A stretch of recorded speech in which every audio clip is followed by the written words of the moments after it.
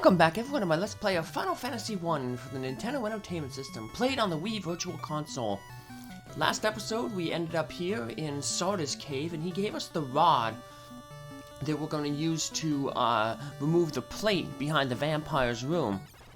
Once we do that, apparently we can go deeper into the Earth Cave and discover the true source of the Earth's rot. So, well, it looks like we're going to have to head back into the Earth Cave, but we're obviously going to want to restock up on supplies, because we went through quite a bit when we went through the first 3 floors of the Earth Cave to take on the vampire. So, we needed to defeat the vampire to get that ruby that we could use to bribe the Titan in that tunnel there, so...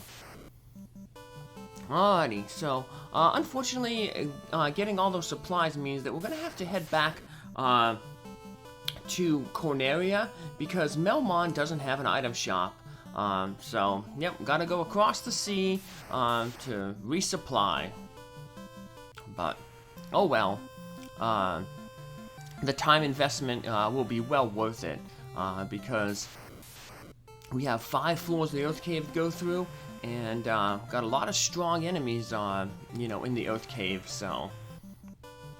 including the first of the 4 elemental fiends, the Earth Fiends, so... obviously we're going to want to save our best magics for that encounter.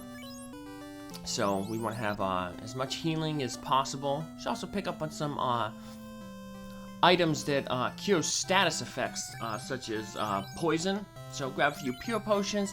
You might want to get some soft potions too, if you decide to head down to Elfland. There is one enemy, the cockatrice, which can turn your characters into stone.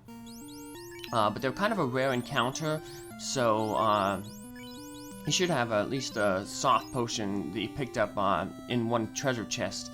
That should be enough, so you can always just run from those cockatrices. They're a common encounter in a few other later dungeons, so if we don't run into them in the Earth Cave, not a problem, so we'll find them in other places, so.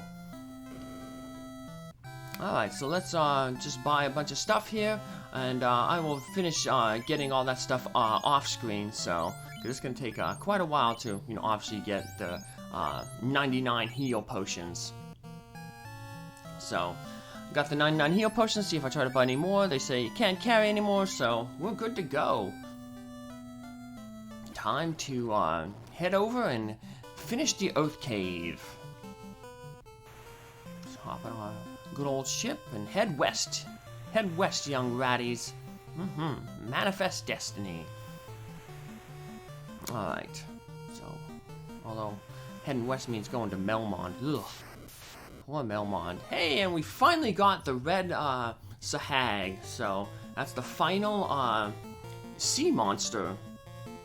So yeah, I was like, when are we ever gonna find them? So I've been hoping to get them for so long, so I can finally clear out know that I've cleared out all the sea monsters. So but there they are, just a little bit tougher than the regular Sahags. So they're not the top tier Sahag. There'll be a different type of Sahag in the Water Fiends dungeon. So I guess Sahag is short for Sea Hags. So, alright, well, we took care of him. So, woohoo! Alrighty. So back here in Melmond, pick up some extra magics. Might as well spend our money, so Marty can get the slow 2 just to fill out his slot for my obsessive compulsiveness, because we won't be using that slow 2 spell, but we will be using the 3rd spell that we're going to get here, the Cure 3. And that pretty much completes Marty's magic. He can't learn any spells beyond 5th level as a red mage. So if we class change later into a red wizard, he'd be okay. But we're not going to class change with this party, so But Fibbs is filling out his magic. So Fibbs and Milo can still get a few more spells on level 6 and level 7. So they just won't be able to get any level 8 spells in their base class, the White Mage and Black Mage. But that's okay. So yeah, everything looks kind of lined up really nice there. I'll probably pick up the regular slow spell for Marty. Not that I'm going to use it, just to, fill up space. Satisfy that OCD-ness. Because his level 2 is the only one that doesn't have 2 spells in it, and now that slow 2's there, it would look better if slow was there as well, so. I think level 2 spells only cost 400 gold, so yeah, it won't be much. It'll be a drop in the bucket compared to the money that we're getting here, so. Let's make a quick save outside the Earth Cave here, just in case things go bad. And of course, they did go bad, so. Let's restart right here. And let's head on in, so. Trying to remember what went bad. I think I ran into a whole bunch of wizards, and they ambushed me, and doink! Well, they knocked somebody out, and we can't have characters being knocked out. So, alright, we can't have these beat bats getting in our way either. So, luckily these first few floors, I'm gonna go pretty quick, because we pretty much encountered pretty much all the enemies that we need to in this first half of the dungeon. Of course, the second half, we're gonna have quite a bit of treasure to go looking for, and some trap tiles. So, running some new enemies there as well. So, new enemy formations. So, let's just keep heading around this way. Go over to that vampire's room, and we know what we have to do now. Use that rod, basically a glorified crowbar, to pry away that big stone slab that's blocking further access deeper into the Earth Cave. There it is. We can see it disappears when we enter a battle or enter the item screen. So beat bats are cooperating. Said that a little too early. That one decided to get in the way, and of course, he has a 50-50 chance of going a good way, and of course, he's going to go the bad way. Because he's usually beat bat, you gotta make things difficult for us. Alright. I wonder if we will encounter Out of Bounds Bat. So, in a dungeon later on in the game, there's a bat that can load out of bounds. And by out of bounds, it means he's loaded in a place where you can't step. So, sort of like in this floor right here, it would be like the black spaces. So, yep, he's loaded out of bounds. So, he is the Out of Bounds Bat. I will bring him up if we get to him, so. Or when we get to him. Obviously, we're going to get to him, but it'll be a while. So, here's a new trap tile here. Sphinxes. So, boink.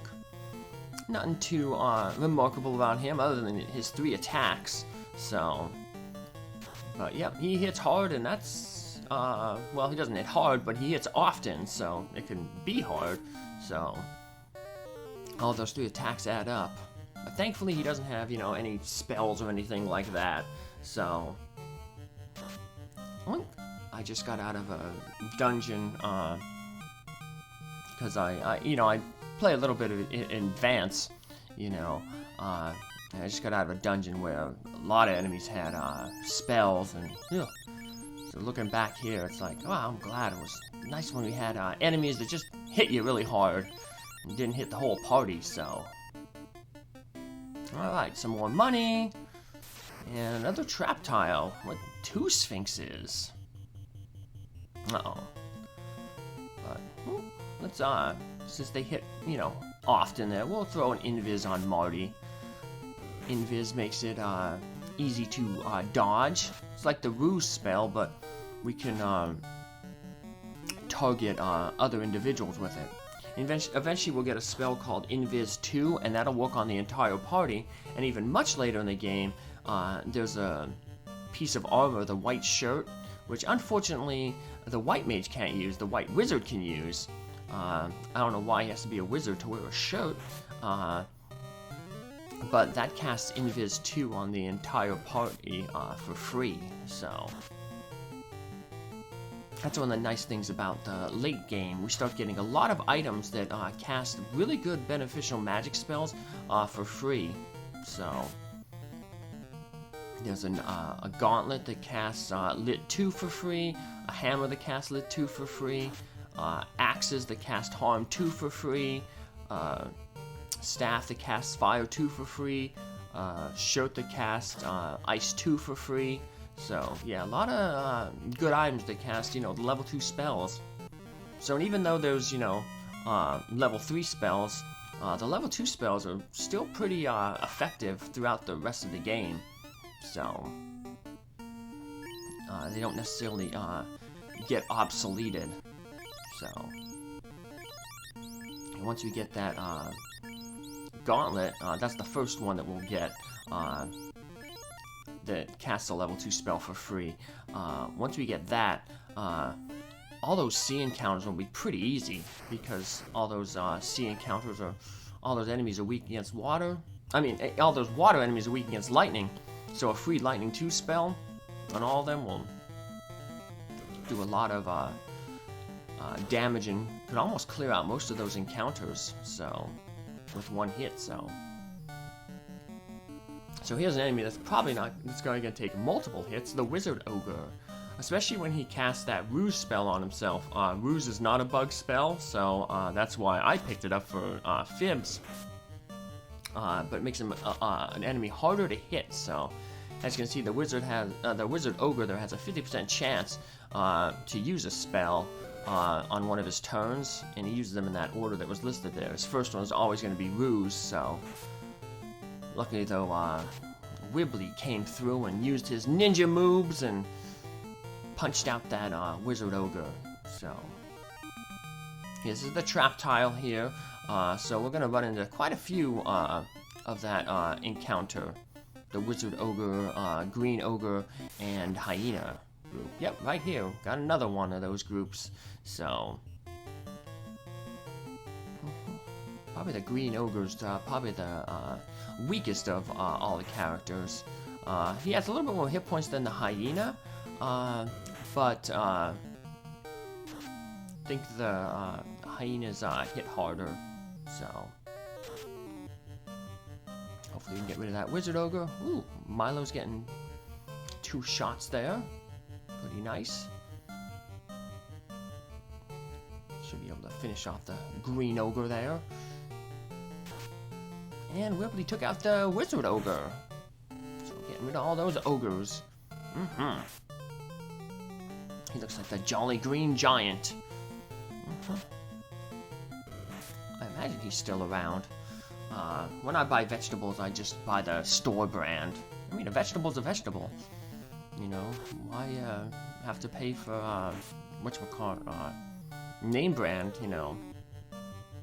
So corn is corn and potatoes are potatoes. So no potatoes, I buy them in the bags. So I got a really cool little nifty invention. It's like a French fry cutter. You stick the potato in it, and then you stick the top in. You press down, and the potato comes pushed out like in little strings, like French fries. So you can heat them up. You can make healthy French fries. You don't have to soak them in grease like stores do. Although I have been bad. I've been getting French fries from Burger King, so because they're not fried in like animal grease, animal fats, so they can actually be a vegetarian. So, and Burger King has that option with the Impossible Whopper, so you can have a vegetarian meal at Burger King. So just grab the Impossible Whopper, skip the mayo, because mayo has egg in it, and you could have a nice vegetarian meal from Burger King. Alright, so this is our last little treasure room here on this floor. Thankfully, there's no treasures to pick up on the last floor, so all we have to worry about is finding the Fiend of Oath. So, got a trap tile here, and hey, there's no hyenas, so that's cool. You can just take out the ogre brothers. Go. The ogres once again, the wizard ogre, color coordinating his club with his skin color. So, I think that's obviously done for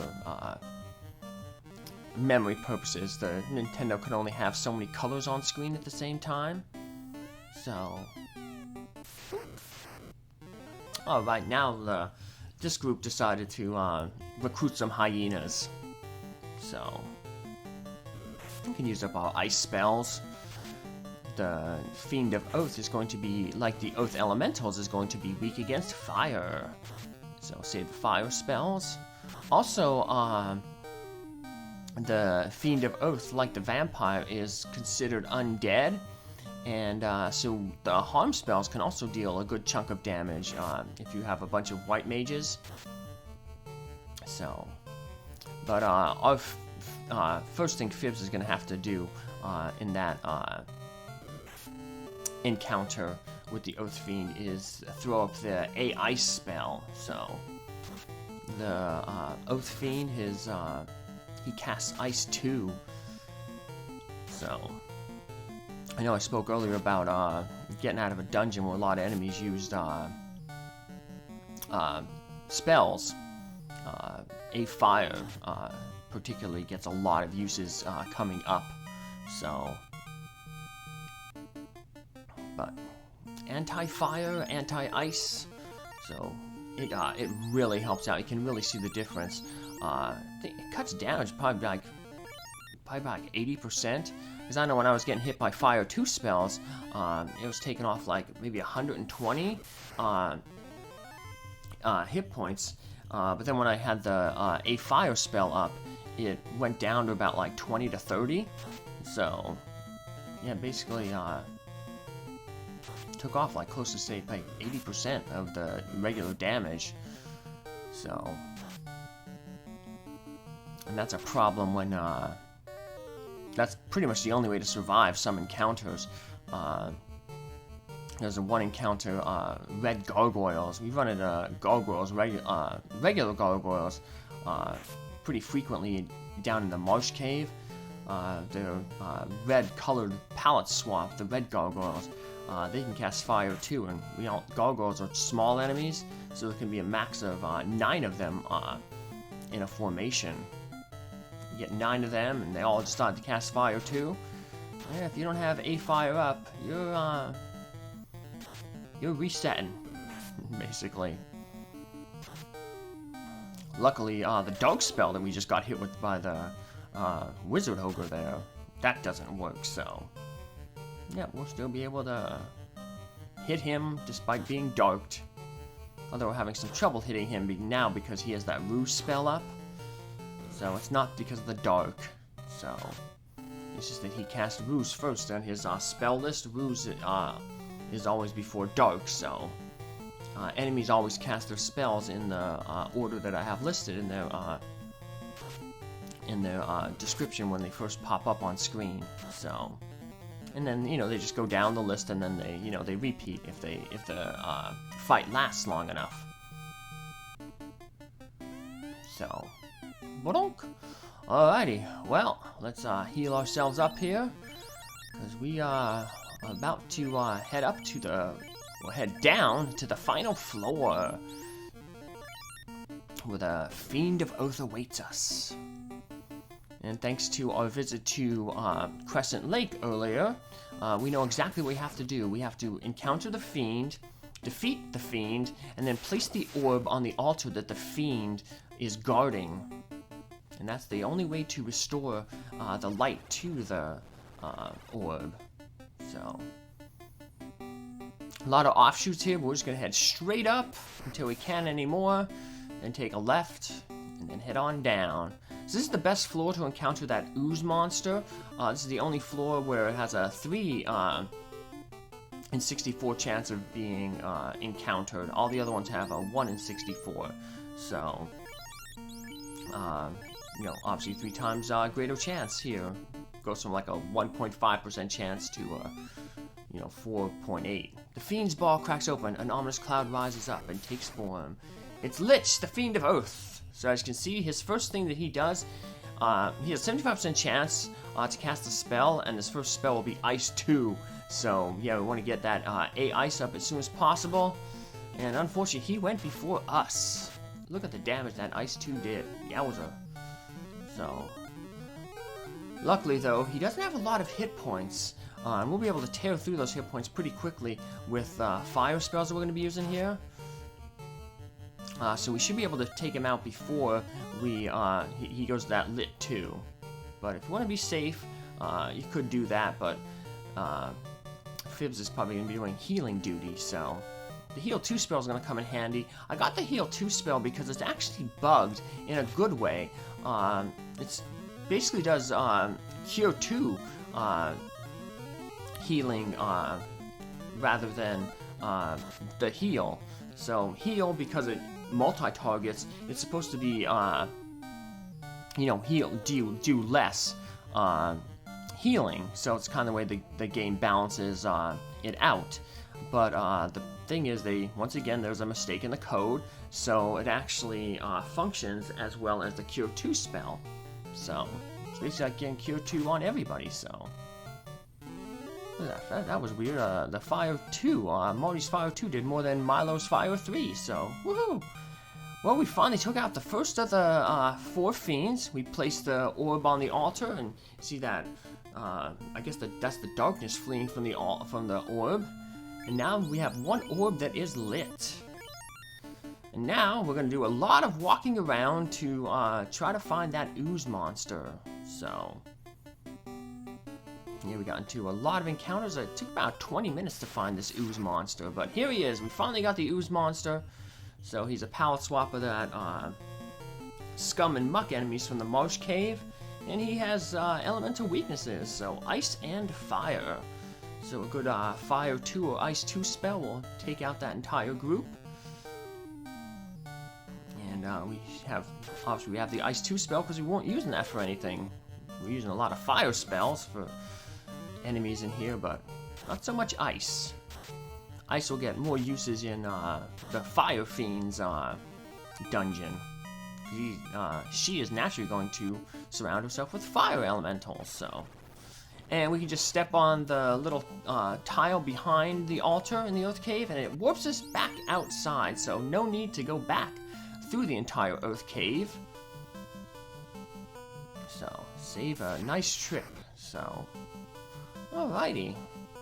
Now let's head back to Melmond, and of course I don't know how the people of Melmond know, but we're gonna get there and they will already know that we've defeated the Fiend of Earth. So, unless, yeah, because the town hasn't really changed. Now, some will say like, oh, the Earth is starting to recover already, but you don't see it in the town. Warriors revive the power of the orbs. I'm a farmer. Some of the people have changed dialogue. Let's find it. Know about Sarda. What's this guy? Light Warriors, thanks to you, the Earth is beginning to revive. Yep. So they already know that we defeated the Earth Fiend. Some of these people are still saying the same old stuff. But Dr. Un says the same thing. But he's going to play an important role much later on in the game. So we're going to have to come back to Melmond, unfortunately. Are you the Light Warriors? Well, I think it's established that we are the Light Warriors now that we've restored light to one of the orbs. So, if there was ever any doubt that maybe these orbs were fake, and look, the Earth Orb is shining again. Melmond was once a beautiful town that we were just faking it and had fake orbs that we got at Five Below or Dollar General or Dollar Tree or some other store. Well, nope, we are legit. Of of course, we already knew that Marty Mouse, Milo, Wimbley, and Fibbs were legit because, you know, hey, they're heroes. So, well, that's one orb down. Let's head to Crescent Lake in the next episode to find out what we can do to take out the second Fiend. Have a good day. See you then. Bye.